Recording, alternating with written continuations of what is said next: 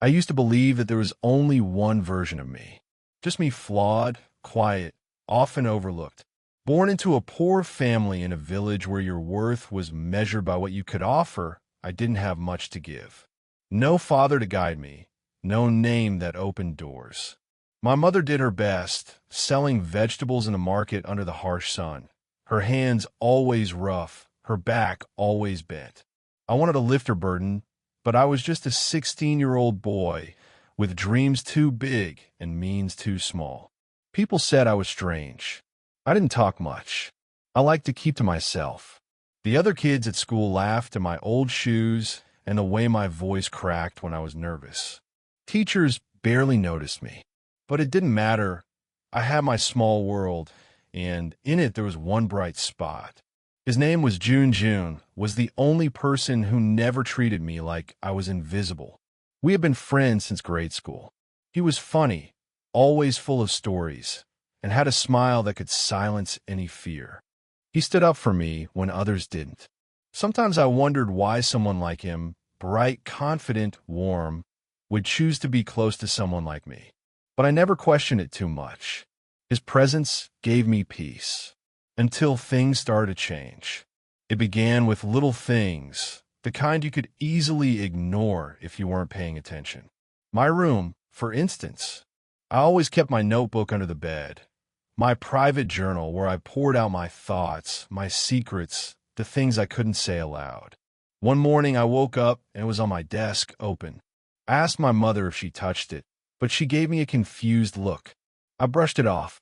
A few days later, I found a drawing inside the notebook. It was of me, or at least it looked like me.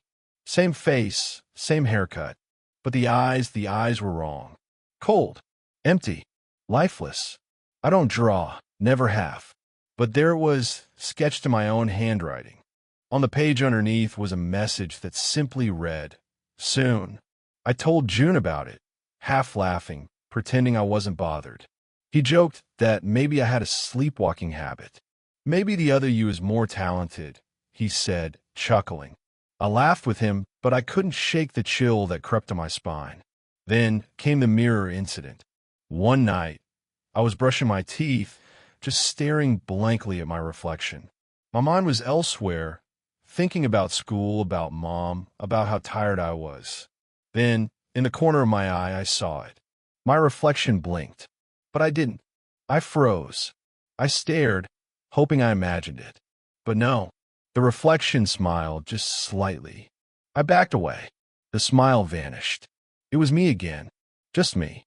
I stood there for minutes, breathing heavily, trying to convince myself that I was just tired. That was just stress or some strange trick of the light. I didn't tell June this time. I didn't want to worry him, or worse, make him think I was losing my mind. But things kept getting worse. My mother swore she saw me at the market one afternoon while I was at school. "You passed by, didn't you?" she asked over dinner. "You didn't even say hi." "Esther de here." "Ma, I was in class the whole day." She laughed nervously. "Maybe I'm getting old," she said. But I saw the confusion in her eyes.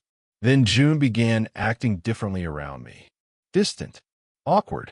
I caught him staring sometimes, like he was trying to figure something out. Finally, I asked him what was wrong. "You came to my house last night, didn't you?" he asked. "You just stood outside. I called your name, but you didn't answer. Then you just walked away." I felt my stomach twist. Yun Iswir. I wasn't there. He didn't speak for a long moment. Then he nodded slowly. "Maybe I was dreaming," he said, but he didn't sound convinced. That night, I locked my bedroom door. I shut the curtains tight. I barely slept. Something wasn't right. I could feel it. Like I wasn't alone, even when I was. Like there was someone else breathing in the room, watching. The final straw came a week later. It was early morning. I woke up to the sound of my mother screaming. I ran into the kitchen and found her standing by the door, trembling, pale as chalk. She pointed outside. There. You just walked out of the house, wearing that. Same shirt. But I had just woken up. My hair was messy, my clothes different. I looked outside. No one. Just the empty street, the soft rustling of trees in the wind. My skin went cold. What was pretending to be me?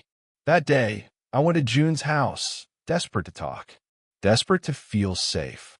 But when I got there, his mother told me he wasn't home. He had left early, she said, to meet me. My heart dropped. I never arranged to meet him.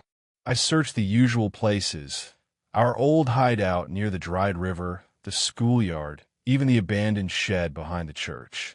No sign of him. No calls. No messages. Nothing. Until I found something on the steps outside my house later that night. It was a note. He's with me now. The handwriting was mine. My hands trembled as I held it. The wind howled gently in the background.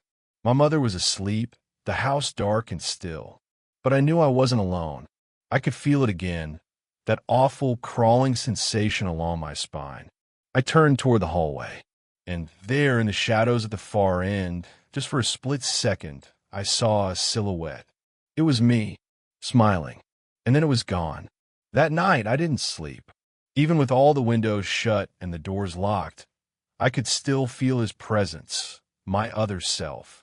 I stared at the hallway for hours, waiting, breathing shallowly, barely blinking. But he never came again. Or maybe he never left. In the morning, my mother acted like everything was normal.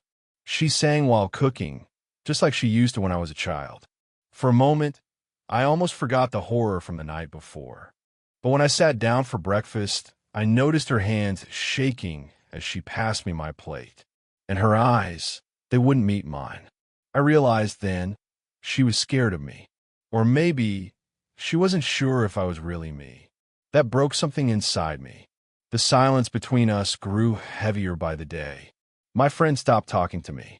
Even the neighbors, those who used to smile when I walked by, now avoided my eyes. Some even closed their doors when I passed. One whispered the word Salamine, mirror, under their breath, as if they knew something I didn't. I started digging. I asked my mother questions she didn't want to answer. About our family, our past, my father, whom I had never met. Every time I brought him up, she changed the subject or said he died when I was young. But the way her voice trembled said otherwise. One afternoon, I went into the old wooden chest at the back of the house, the one she always told me never to touch. It smelled of dust and damp wood. Inside were old photographs, letters, a faded rosary, and at the very bottom, wrapped in cloth, was a small, black shell, a kabibi, smooth, polished, and unnaturally cold.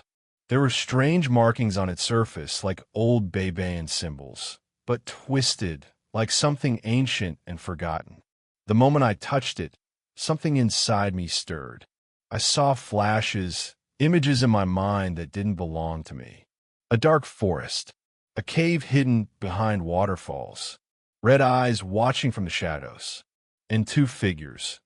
One was my mother, and the other looked like me but older, angrier, and wearing something around his neck, this very same shell. I dropped the kabibi, gasping for air. My vision blurred. My heart pounded like it was trying to escape my chest. I backed away and ran out of the house. I needed answers, and the one person I thought could help was already gone. You know, still no news. No messages. It was like he had vanished. The school said he hadn't returned. The police didn't care. I was left with only one option. Go to someone the town feared but respected. Mangdato, the old albulario who lived in the forest near the edge of town. People called him many things, Balu, Brujo, Mangdagamot. But they also said he saw the unseen, that he could speak to spirits, see through disguises, and cure sicknesses not meant for doctors. I made the journey just before sunset. The forest path was overgrown and silent, except for the crunch of leaves under my feet. When I reached his hut, it was already dark.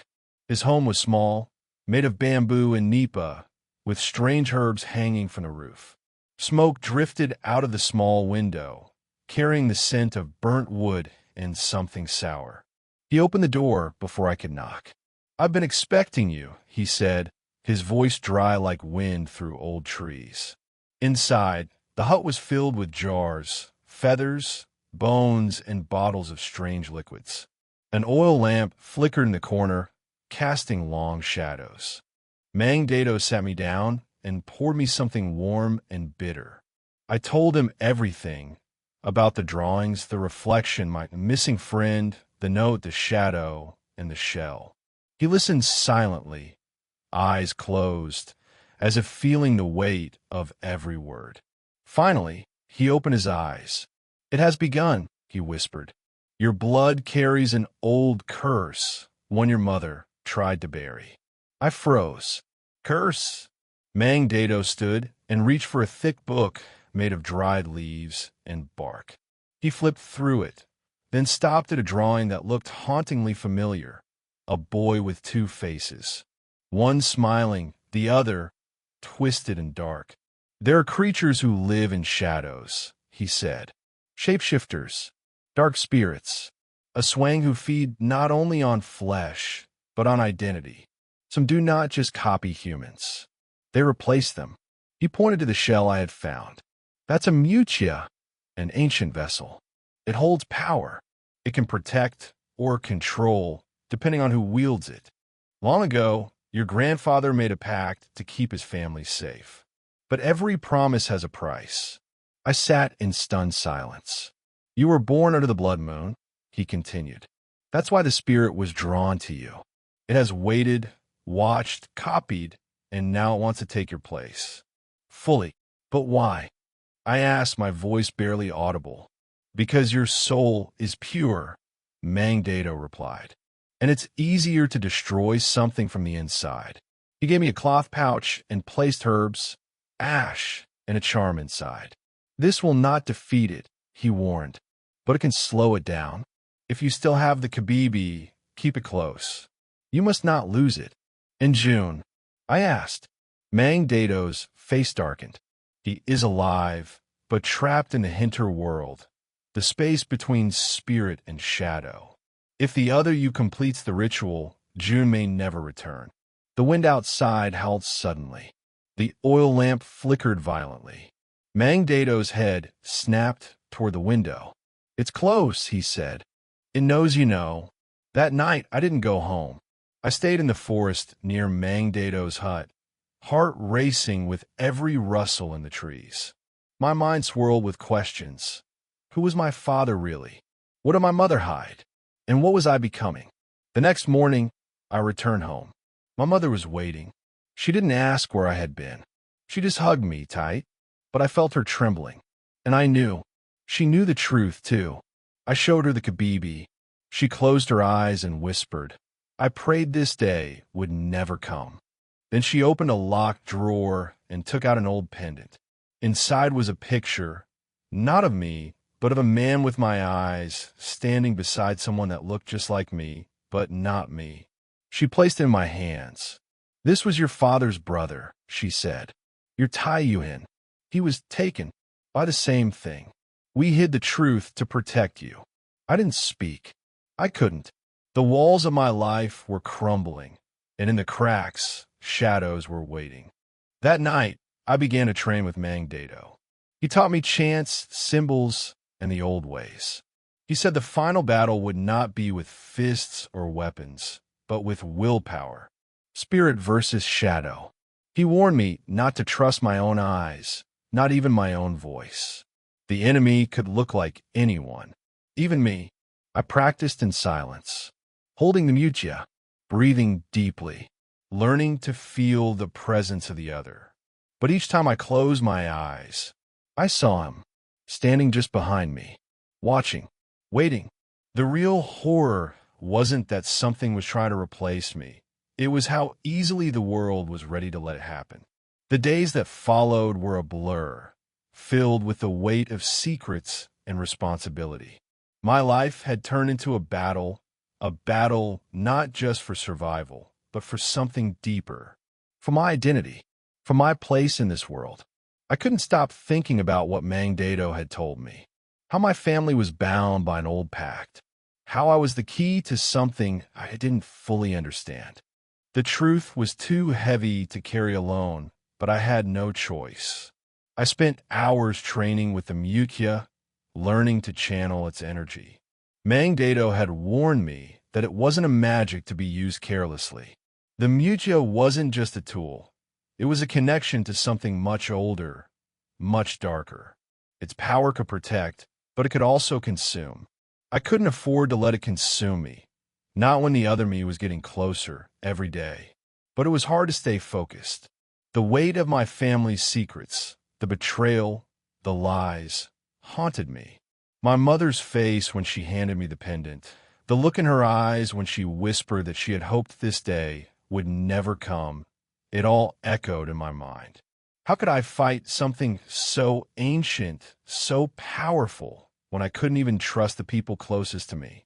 It was in those moments of doubt that the shadows seemed to grow stronger. I began to see them everywhere. They slithered around corners, lingered in doorways, danced just beyond the reach of the light. I'd catch glimpses of myself, my other self, watching me from a distance. I'd turn to face it, but it was always gone. The closer I got to understanding the truth, the more it seemed like I was being pulled further from it. One night, as I walked home after another session with Mang Dato, I felt it, the presence. The other me was near. I stopped in the middle of the road, my heart racing, and I looked around. The street was empty, the air thick with silence. But I knew.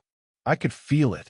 Suddenly, a cold wind swept through, and the shadows seemed to gather, swirling in the alleyways like a dark mist.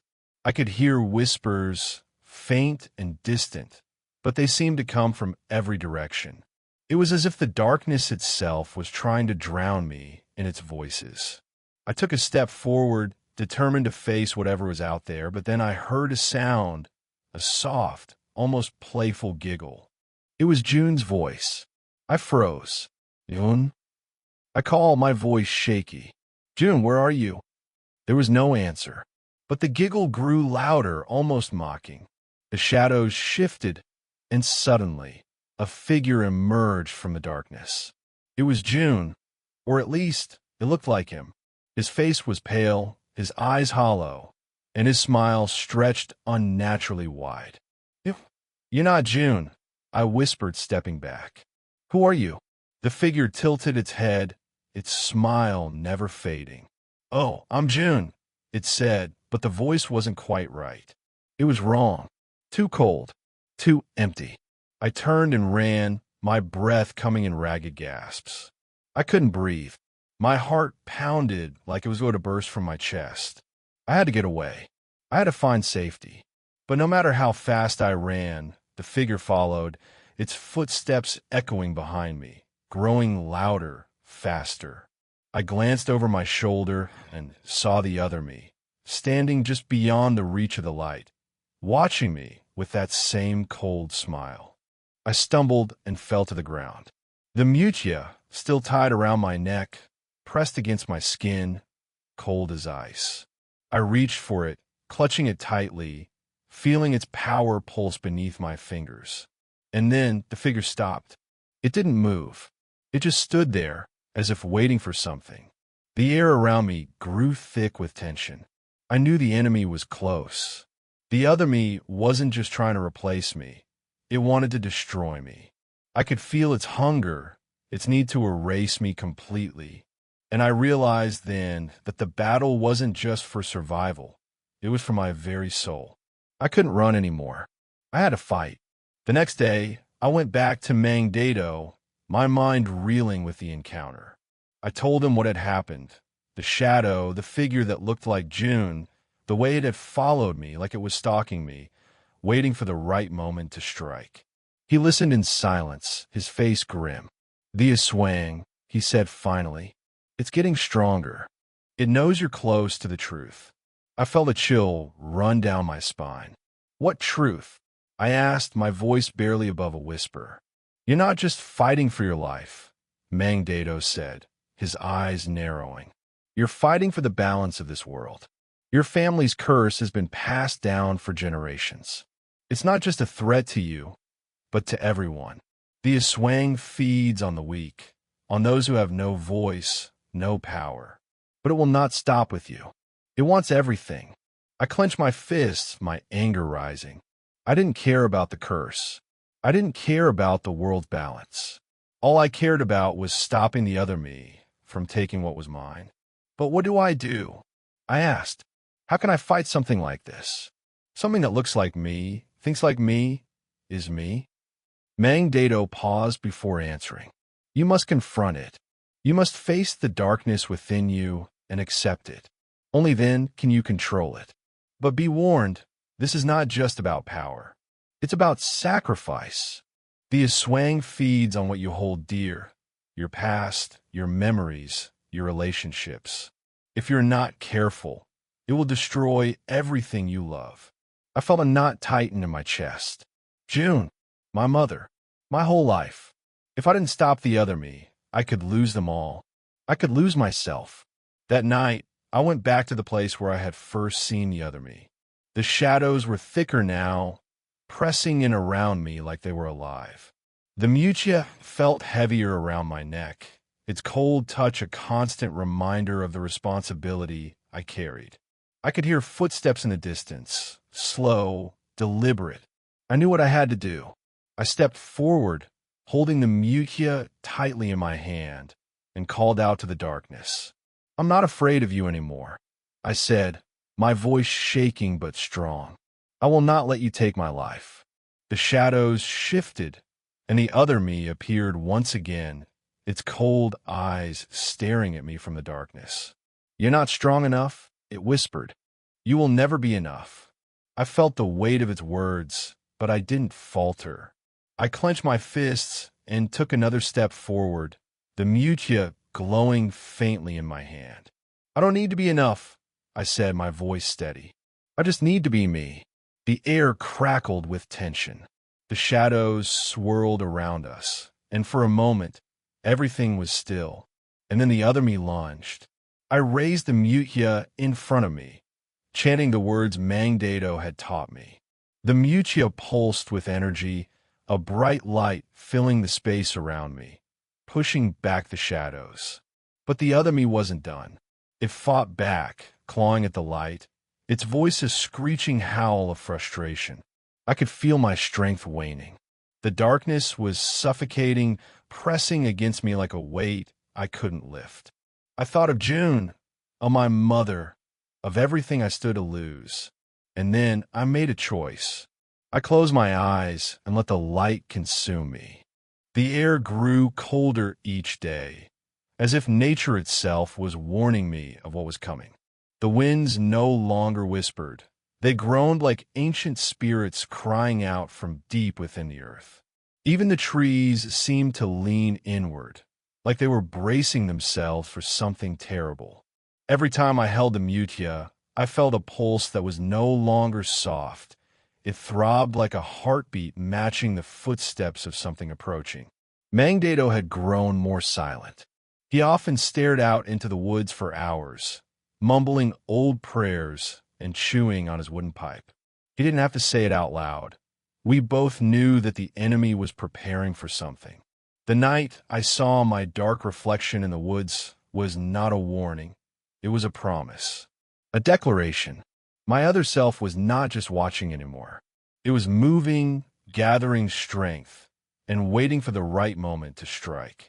Despite the fear tightening in my chest, I trained harder. Every sunrise became a battle between my will and my body. I learned how to use herbs that repelled dark spirits, how to draw sigils with ash that protected my dreams from being invaded. But still, I wasn't sure it was enough. I wasn't a warrior. I wasn't even sure who I was anymore. Mara, my closest friend since childhood, arrived one evening without warning. She had heard whispers from the nearby villages, rumors of twisted creatures seen in the fields, of animals found drained of blood. When she saw me, she barely recognized me. I had changed. My eyes were darker, my skin marked by protective scars Mang Dado carved during a cleansing ritual.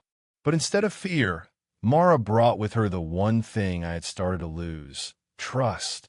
You don't have to carry this alone, she said softly, sitting beside me as we looked out into the mist-covered trees.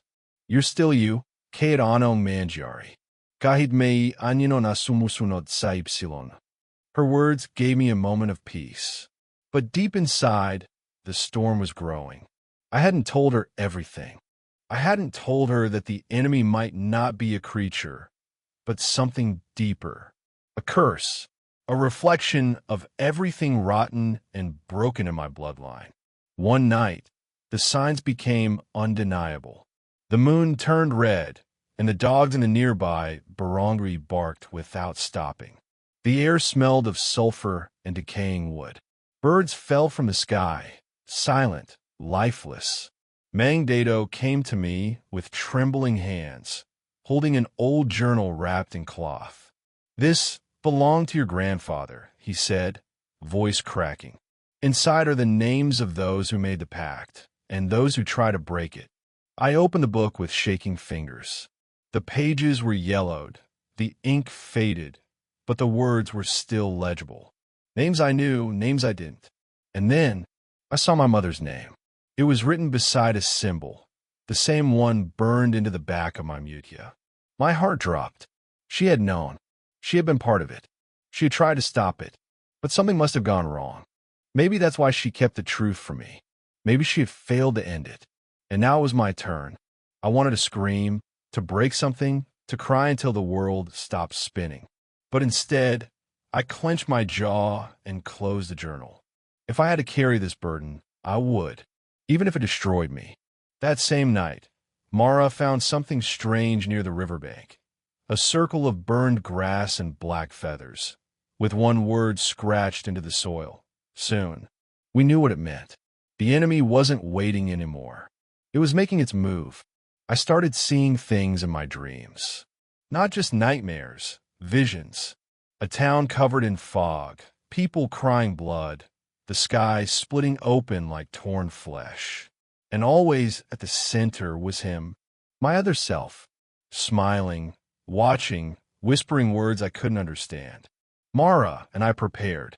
We gathered herbs, blessed salt, and Mang Dado gave me a blade forged with silver and soaked in sacred oils. But even with all the weapons and protection, I still felt naked in front of the truth. I wasn't just fighting a spirit. I was fighting my own blood, my own legacy. One morning, as we packed supplies, Mara placed her hand on mine. "Are you scared?" she asked. I nodded. "More than ever." "Good," she replied. "It means you still have something to fight for." We moved deeper into the forest, toward the ruins of the old chapel where Mang Dado said the final ritual was once performed. It was there the pact was sealed, and there we hoped it could be broken. But as we got closer, the signs worsened. Trees blackened as we passed. Shadows moved without sources. At one point, Mara screamed when she saw her own reflection in the river, smiling back at her, eyes bleeding, whispering her name. I had to pull her away. "It's trying to break you," I said. "Don't look, don't listen." But deep inside, I feared the same thing was happening to me. I could feel my darker self growing stronger. Every moment, it felt closer. Sometimes when I blinked, I could see him just beyond the trees, watching. Mang Dado told me there would be signs before the final merging, the point when the curse would either consume me or I would destroy it. One of the signs was that animals would avoid me. Another was that mirrors would no longer show my true image. Both had already happened. The final sign, he said, would be when the mutia begins to crack. That night, as I held in my hands, I saw the first fracture, thin like a hairline on glass, but unmistakable. The time was coming, and still I wasn't ready. I looked at Mara as she slept beside the dying fire. She didn't deserve this. None of them did. I had been chosen not because I was strong, but because I was born into it. Born from a bloodline marked by selfishness, betrayal, and darkness. I walked away from the camp, stood beneath a tree, and looked up at the moon. It was full again, but the light didn't feel pure anymore. It felt heavy, watchful. Why me? I whispered into the wind. Why did I have to be the one? No answer came, only silence. And then a chill ran down my spine. Behind me, I heard a voice. My voice. I told you I was coming, it said. I turned slowly. There, not 5 steps away, stood the other me. His eyes were hollow, his skin pale, but his smile, it was exactly like mine. He didn't attack. He just stood there, watching. I'll take everything, he whispered, and no one will even know you were real. Then, in a blink, he vanished. I collapsed to my knees, heart racing, breath shaking. This was no longer a waiting game. The enemy had arrived, and the war for my soul had begun. The days after that encounter didn't feel real anymore. It was like I was living inside someone else's nightmare, except I could feel everything. The fear, the confusion, the pressure. Every shadow made my heart race. Every silence felt loaded with something unseen, waiting to strike. Mara tried to keep me grounded. She would touch my arm gently when I started to drift too deep in thought. Boy, she'd whisper, breathe, and I would. Not because it helped, but because I needed to believe I still could, that I was still me. But something inside me was changing. One afternoon, Mang Dado called me aside while Mara was collecting herbs. His hands trembled more than usual, and his voice had lost that calm weight it always carried. There's something I didn't tell you, he said. Something I hoped would never be true. I stared at him, silent. At this point, I had stopped hoping for good news. Your father, he continued, he didn't leave because he was weak. He left because he became one of them. The words hit me like a slap across the face. My knees nearly gave out. No, that's not true, I said, my voice shaking. My mother told me he died. Mang Dado sighed, his eyes full of something deeper than regret. She thought he was dead, but the man who came back was no longer your father. He had changed. The curse took him. He resisted, yes, but in the end, he gave in. I wanted to scream, to punch something. How could they have kept this from me? All this time, I thought I was alone in this war. But no, my father had stood here before me, faced this same path, and failed. What happened to him? I asked, almost afraid of the answer. We drove him out, Mang Dado said. Your Lolo tried to cleanse him, but it was too late. He had already killed 3 villagers, and he had marked you. That's why your mother left. To protect you. My whole body went numb. My father, my own blood, had passed this curse to me not by accident, but by choice. Suddenly, everything made sense. The dreams, the pull I felt toward my dark reflection, the whispers in my sleep. It wasn't just the curse reaching for me. It was him. That night, I stared at the fire, unable to speak.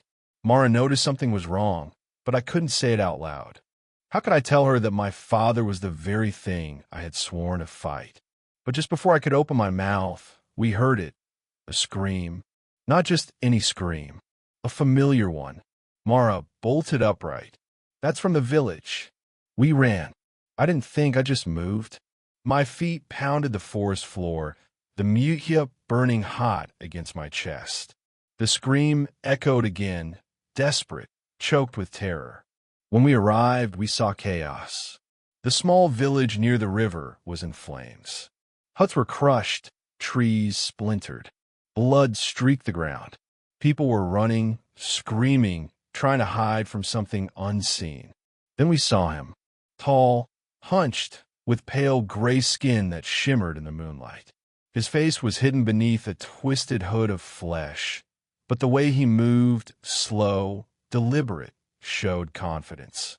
Like he knew nothing could stop him. Mara whispered, "That's not in a swing, no," I muttered. "It's worse." Then he looked at me. His hood fell back and I froze. It was my father, older, worn. But those eyes, I recognized those eyes. And when he smiled, I felt every hair on my body stand on end. "My son," he said, voice calm, almost gentle. "You're ready." I couldn't speak. My throat closed up. He took a step toward me. and I raised a Mutia instinctively. It pulsed but weakly. He laughed, still clinging to that little stone. It won't save you. You're not my father, I said. No, he answered. Not anymore. But you will be. Soon. He moved like smoke, one moment standing still, the next a blur of motion. I barely blocked his attack with the blade Mangdato gave me, the impact throwing me backward. Mara screamed my name. I saw her lift a bag of salt and hurl it at him, but he waved his hand and it turned to ash mid-air. He was too powerful, but he didn't press the attack. Instead, he looked at me one last time and whispered something that chilled me more than anything else. Choose wisely, Anik. The blood calls to you. Then, like mist, he vanished. The silence that followed was louder than the screams had been. The village was wrecked. 3 people were dead, and the rest traumatized. Mangdato arrived minutes later and fell to his knees at the sight. He's returned, he whispered. It's happening again. I didn't speak. I couldn't. My legs gave out, and I sank to the ground, the Mutia cold and cracked against my skin. Back at camp, no one spoke. Even the fire burned quieter. Mara sat beside me, but she kept glancing at me like she wasn't sure who I was anymore. And honestly, neither was I. If my father had truly fallen, if he had chosen the darkness, what was stopping me from doing the same?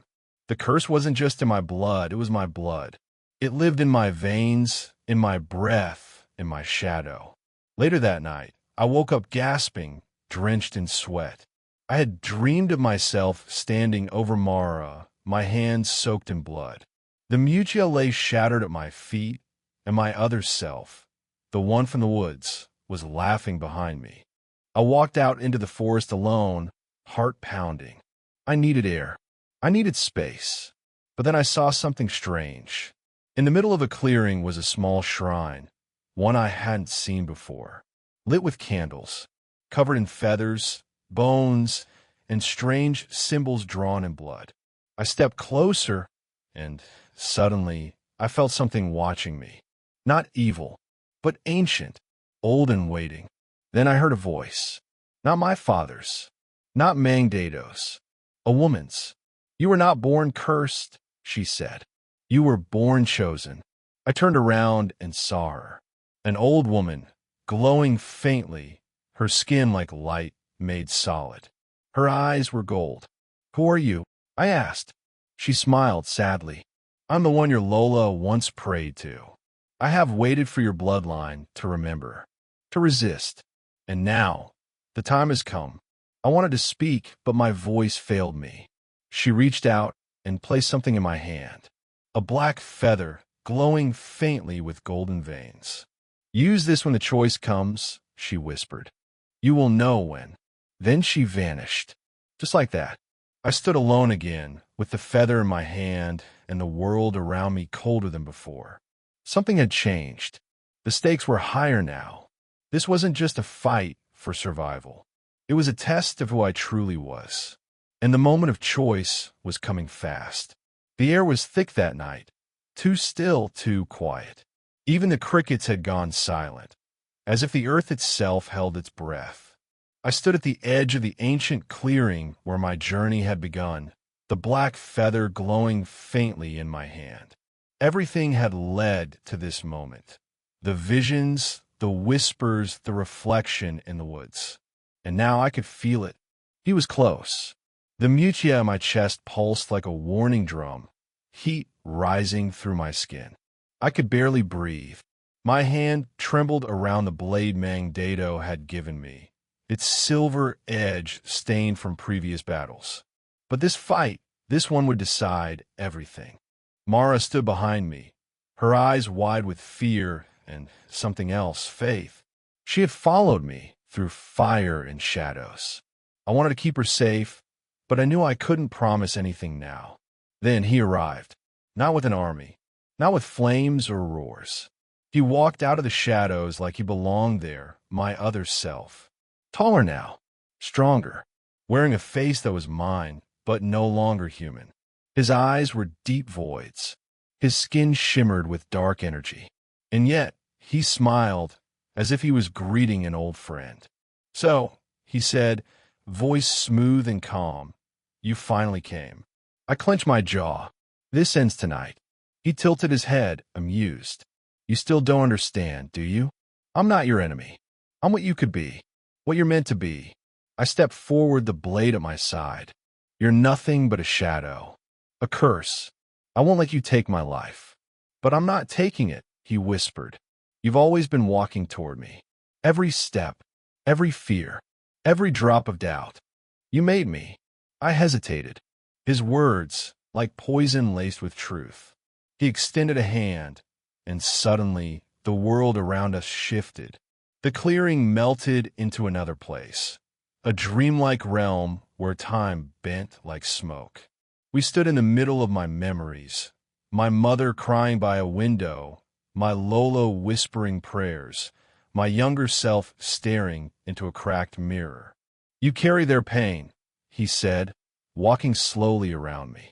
"Their secrets, their mistakes, and still you pretend you're different."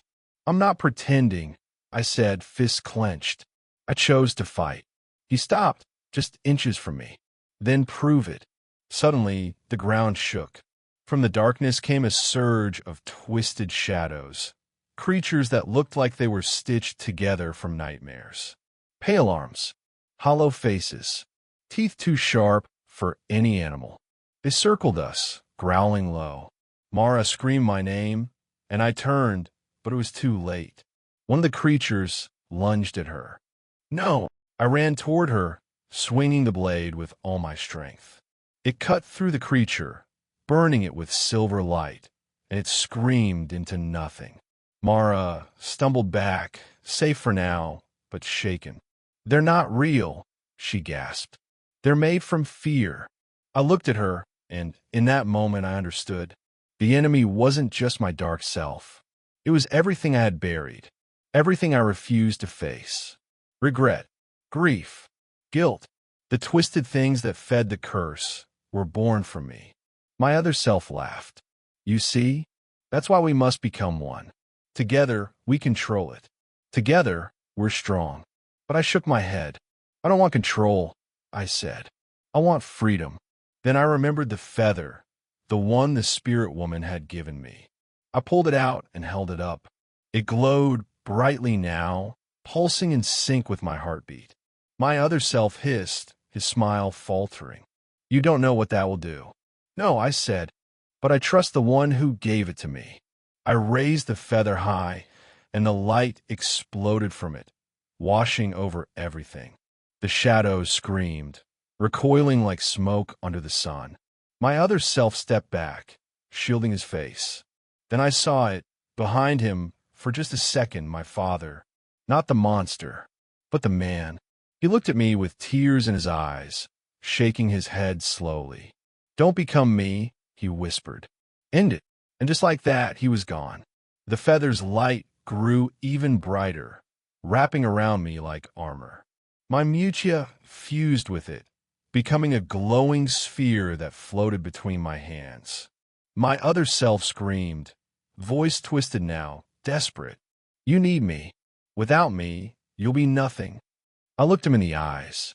"No, without you, I'll be me." And I threw the light at him. It hit his chest, and he let out a scream that shattered the dream world around us. The clearing returned, the earth shaking beneath our feet. He stumbled backward, cracks forming along his body, light seeping out. "You can't exist without me," he choked. "I can," I said softly. "I choose to." Then, with a final blast of light, he shattered, into ash, into smoke, into silence. And then it was over. The sky cleared. The air softened. The trees swayed gently again. The curse, for the first time, felt silent. I collapsed to my knees, exhausted. Mara rushed to my side, her arms around me. "You did it," she whispered. "It's over." But deep down I knew it wasn't. Later, as we sat around the fire, Mangdato joined us. He looked older now, but his eyes were proud. "You faced him," he said.